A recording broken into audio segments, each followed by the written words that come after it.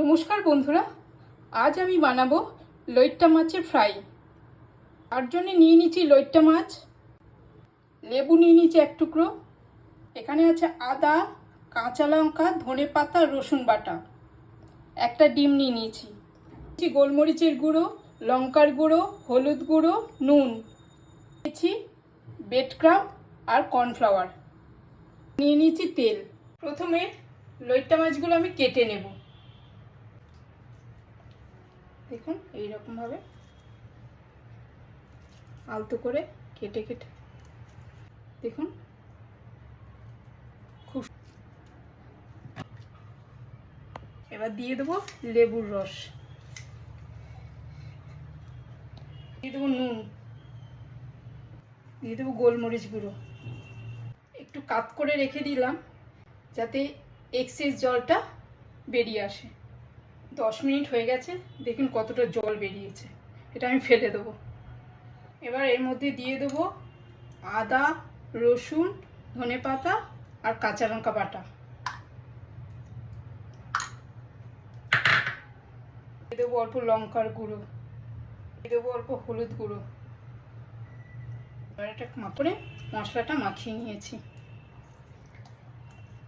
এবার একটা থালায় নিয়ে নেব কর্নফ্লাওয়ার, একটু নুন, গোলমরিচ গুঁড়ো করে মিশিয়ে নেব। এই থালায় নিয়ে নেব ব্রেডক্রাম্ব আর একটা ডিম ফেটিয়ে নিচ্ছি, দিয়ে দিয়েছি গোলমরিচ গুঁড়ো আর অল্প নুন। তো এই মাছে খুব জল বেরোয়, প্রথমে কর্নফ্লাওয়ার দিয়ে কোট করে নেব,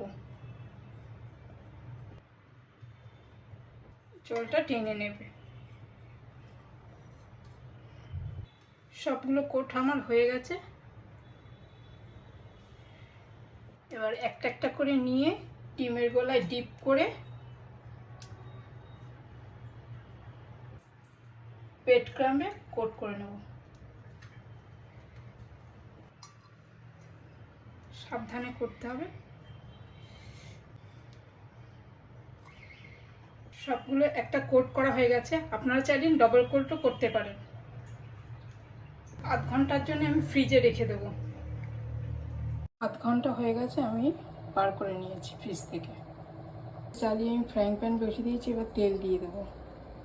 গরম হয়ে গেছে, এবার আমি ছেড়ে দেবো।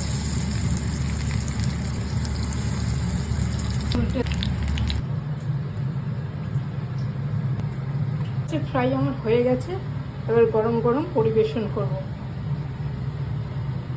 নমস্কার।